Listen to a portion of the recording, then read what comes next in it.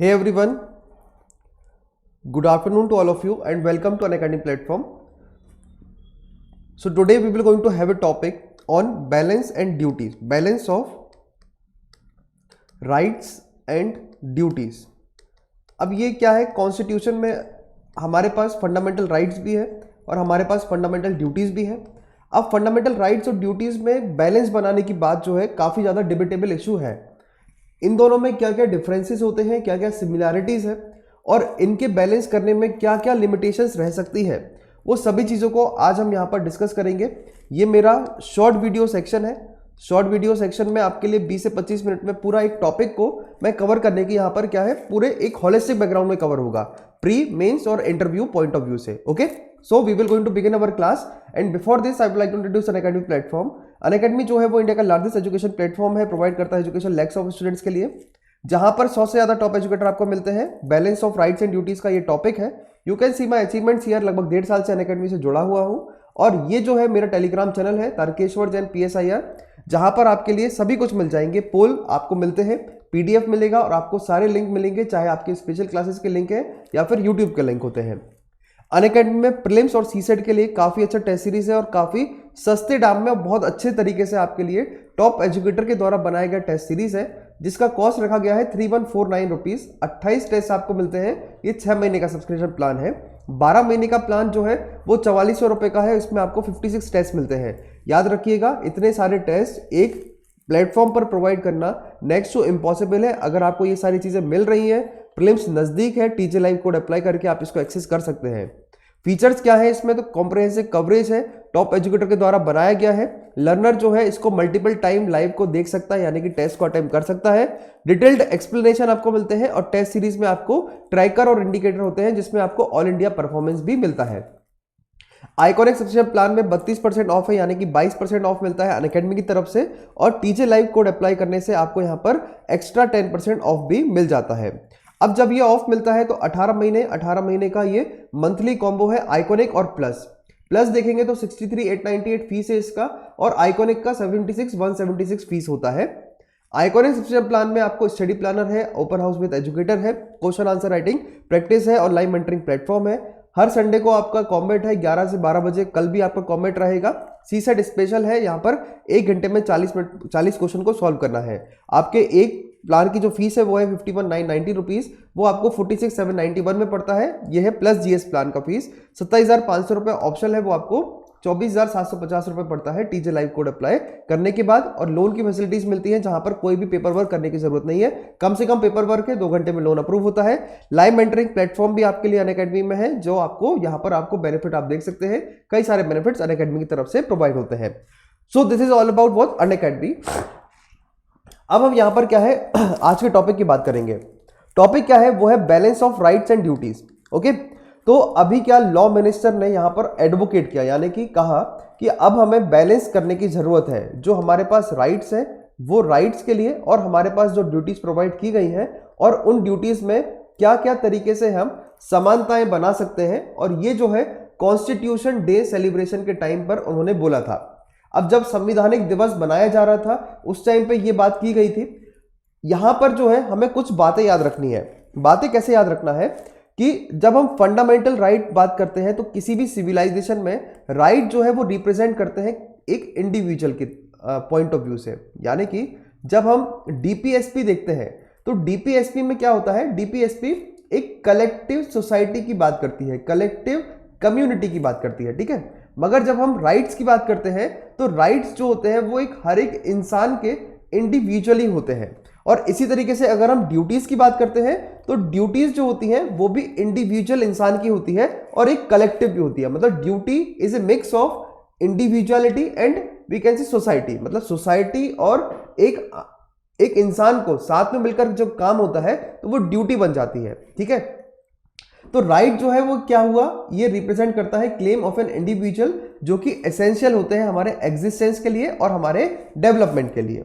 अब कई प्रकार के राइट्स होते हैं, जैसे सोशल राइट, इकोनॉमिक राइट और कल्चरल राइट, जिसको हम ESC राइट्स बोलते हैं। और ये जो है सोसाइटी इनको रिकॉग्नाइज करते हैं और स्टेट भी इसको रिकॉग्नाइज करता है।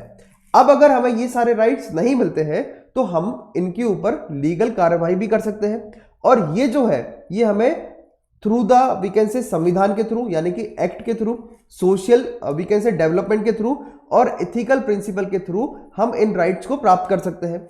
इसी तरीके से हमारे पास ड्यूटीज भी होती है, duties towards individual, duties towards society and duty towards nation.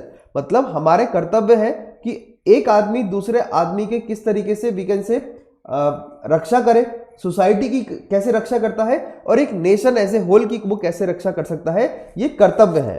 अब जैसे कि बेस्ड ऑन द रीत, नेचुरल ऑर्डर और ट्रुथ, वेदास ने जो है प्रिंसिपल दिया था। वेद में हमने पढ़ा हुआ है ना, धर्म का एक प्रिंसिपल है और कर्म का एक प्रिंसिपल है। हम सभी को पता है कि जो इस जन्म में करेगा वो उसी जन्म में जो है उसका फल भी भुगतेगा।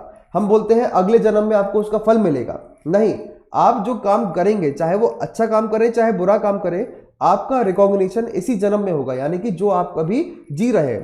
तो ड्यूटीज इसलिए आपके पास होती है कि आप ऐसे काम करो जिससे कि आपको शर्मिंदा ना होना पड़े। अब देखिए, जो हमारा संविधान है वो इसका एक मेन डॉक्यूमेंट है जो डिफाइन करता है राइट्स एंड ड्यूटीज। किसके राइट्स एंड ड्यूटीज? लोगों के राइट्स एंड ड्यूटीज को वो डिफाइन करता है। हमारे यहाँ पर फंडामेंटल राइट्स जो है वो पार्ट 3 ऑफ द कॉन्स्टिट्यूशन के अंदर है। डीपीएसपी जो है वो डीपीएसपी हमारे यहाँ पर वो है पार्ट 4 ऑफ द कॉन्स्टिट्यूशन में। और फंडामेंटल ड्यूटीज की बात करेंगे तो फंडामेंटल ड्यूटीज वो है part 4A of the constitution में। अब ये सब जो है हमारे संविधान में डिफाइंड है, यानी कि ये संविधानिक चीज हो गया। तो जो पार्ट 4 है वो कवर करता है फंडामेंटल ड्यूटीज, यानी कि ऐसी ड्यूटीज जो हर एक सिटीजन को एक एक्सपेक्टेशन होता है परफॉर्म करने के लिए। अब देखिए, अगर हम बात करते हैं राइट्स, तो rights part 3 of the constitution के अंदर है, हम सभी को पता है। मगर कुछ ऐसे राइट्स होते हैं जो outside part 3 of the constitution भी होते हैं, जैसे कि राइट टू प्रॉपर्टी। तो right to property article 300A के अंदर है, मगर ऐसा नहीं है कि वो हमारा राइट नहीं है। यस, हमारी जमीन हमारा हक है और वो एक कॉन्स्टिट्यूशनल राइट है, भले ही फंडामेंटल राइट नहीं होगा। तो हम इससे क्या कह सकते हैं कि हमारे पास राइट्स है, भले ही वो राइट्स में चीजें लिखी गई है नहीं लिखी गई है, मगर कुछ ऐसी चीजें होती है जो आउटसाइड भी होते हैं। अब देखो, दोनों के दोनों जो होते हैं, चाहे आप राइट्स की बात करो या फिर ड्यूटीज की बात करोगे, वो इनडिस्पेंसेबल होते हैं, यानी कि duties have taken back stage in present India in comparison to the rights. मगर हमारे यहां पर क्या हो गया कि ड्यूटीज को हमने क्या है ज्यादा महत्व नहीं दिया और हमने राइट्स को महत्व ज्यादा दे दिया।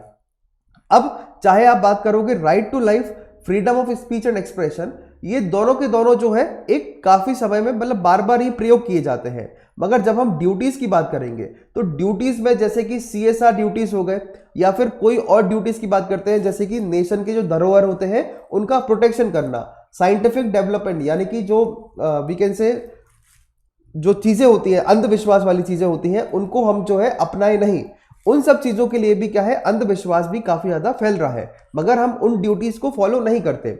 CSR is one of the duty, जो कि ड्यूटी को किसी हद तक जो है फॉलो किया जाता है कॉर्पोरेट सेक्टर के द्वारा।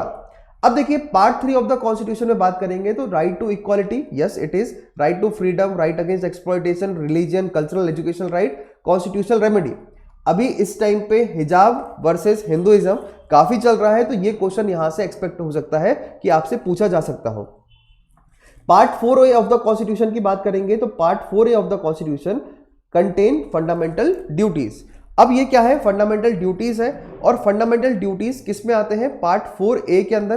Part 4A 42nd amendment act में जोड़ा गया था जब हमारे देश में इमरजेंसी खत्म हो रही थी। क्यों? क्योंकि इंदिरा गांधी जी को ऐसा लगता था कि हमारे यहाँ पर जो है फंडामेंटल ड्यूटीज वो होनी चाहिए एक देश के नागरिकों के अंदर, उनको भी समझ में आना चाहिए कि हमें नेशनल फ्लैग, नेशनल एंथम का सम्मान करना है, सॉवरेनिटी इंटीग्रिटी ऑफ इंडिया को बनाए रखना है, कॉमन ब्रदरहुड होना चाहिए, और जितने भी हमारे लेक्स रिवर है उन सबको हमें ऐसा नहीं है कि वो नाली बना दो उसको, है ना।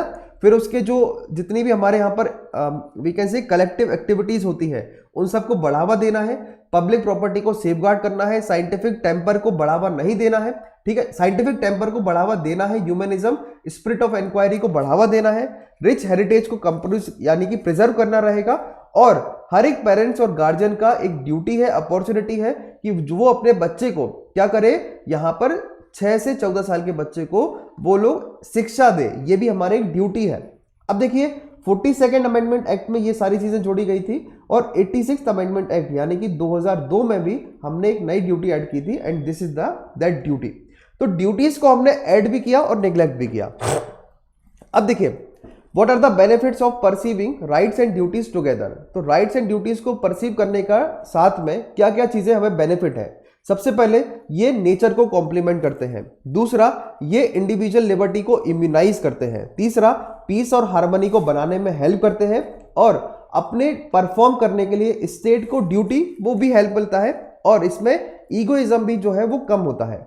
तो कॉम्प्लीमेंट कैसे करा जाता है नेचर को, तो हर एक राइट्स जो है उसमें करस्पॉन्डिंग ऑब्लिगेशन होता है। क्या वो होता है? रेस्पेक्ट और प्रोटेक्ट करना है दूसरे के राइट्स के लिए। जैसे कि मीडिया के पास राइट है फ्रीडम ऑफ स्पीच का, तो ये एक ड्यूटी बन जाता है उसकी रेस्पेक्ट करना, प्राइवेसी भी। मतलब अगर मीडिया के पास राइट है कि भाई आप कहीं पर भी जाके कवरेज कर सकते हो, मगर आपने विराट कोहली और अनुष्का शर्मा की अगर उनकी बेटी की पिक्चर को वो वायरल करना नहीं चाहते थे, still media has published their daughter picture, तो वो क्या हो गया? वो against their we can say rights हो गया, और वो एक ड्यूटी बन गया था ना कि भाई अगर उन्होंने मना किया तो मत करो वो काम, है ना। तो complementing the nature is one of the benefit अगर साथ में चलेगा तो। दूसरा, इम्यूनाइज करना है इंडिविजुअल की लिबर्टी को।